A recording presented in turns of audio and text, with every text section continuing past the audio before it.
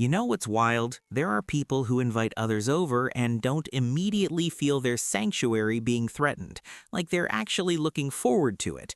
I am not one of those people, and if you're watching this, neither are you. So let's talk about why some of us would literally rather meet anywhere else, a coffee shop, a park, a random parking lot, than have people in our carefully curated space. Because, spoiler alert, it's not about being antisocial. It's so much deeper than that.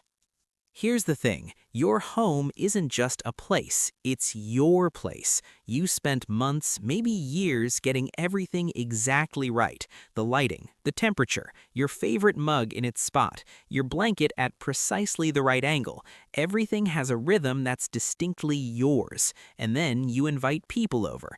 Suddenly, someone's going to sit in your spot, use your bathroom, touch your things, exist in the space you've calibrated for your own comfort. Psychologists call this environmental comfort, being perfectly attuned to your surroundings. And for some people, that comfort is incredibly specific. It's not mess that bothers you, it's disruption. Hosting isn't one task, it's 7,000 micro-tasks disguised as having people over. You've got to clean, but not regular clean, guest clean, which means you're suddenly aware that your bathroom grout has opinions, that there's dust on door frames. Door frames, who even looks there? You do now because guests might.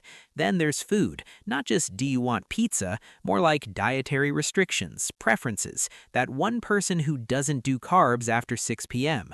You're Googling gluten-free vegan appetizers that don't taste like sadness at midnight. And drinks, multiple options. Tea, what kind? Herbal, green, Earl Grey? You're running a beverage hotel. This is cognitive load, the mental effort your brain uses. Hosting is cognitive load on steroids. Your brain is running dozens of calculations, timing, coordination, social dynamics, problem solving. When does conversation naturally end? How do I politely move people from the living room to the dining area? What if someone needs the bathroom while someone else is in there? It's like playing 4D chess with social etiquette, and you're exhausted before anyone rings the doorbell. When you host, your home becomes a stage. You're the lead actor, director, and audience manager rolled into one anxious burrito.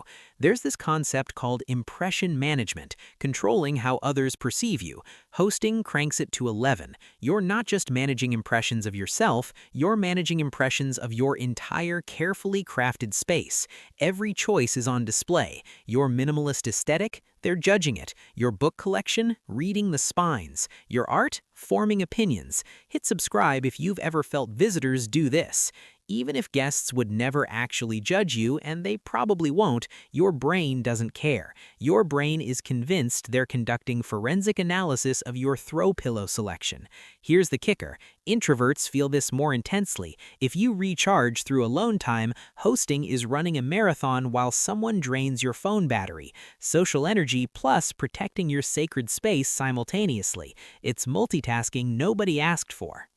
Let's get primal. Humans are territorial, always have been. Your home is your sanctuary, your fortress, your kingdom where you make the rules and everything exists exactly as you want it. Then you invite people in. Environmental psychologists talk about personal space and territorial behavior. Your home is the ultimate expression of both. It's where you exist authentically. Pants optional. Complete silence for an hour? Valid. Dinner at 9 p.m. while reading? Your call. But when guests arrive, that sanctuary becomes shared space. You can't just exist. You have to host. The rules change. The vibe shifts. You're maintaining the atmosphere you've worked to create while accommodating other people's energy in it. This isn't about mess. It's about someone else's presence fundamentally altering your carefully cultivated environment.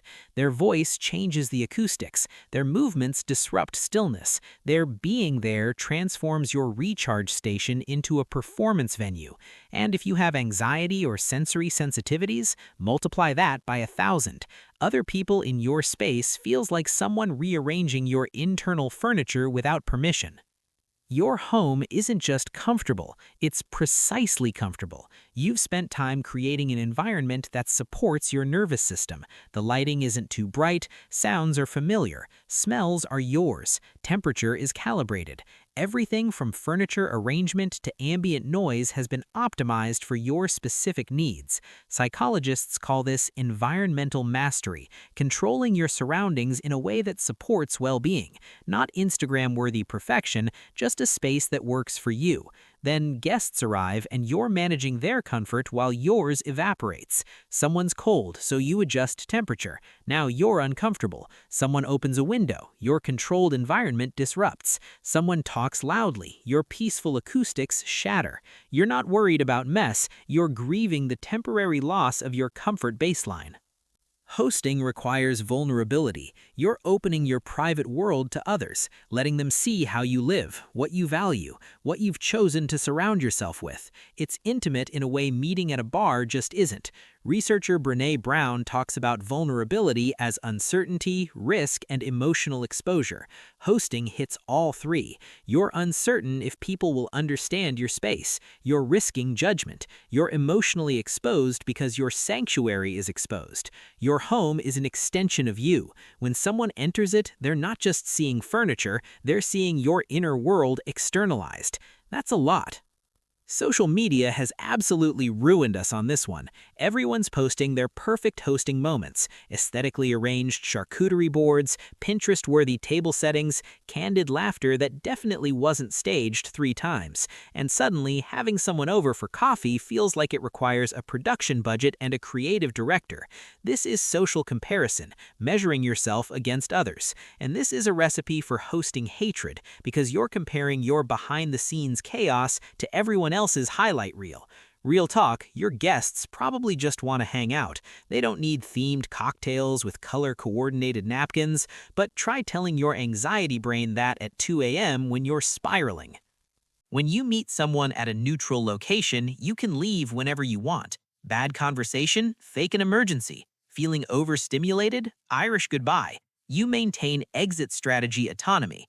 But when people are in your home, you're trapped. You can't leave your own sanctuary. You're managing the situation until the socially acceptable departure time, anywhere from 30 minutes to 5 hours depending on how oblivious your guests are.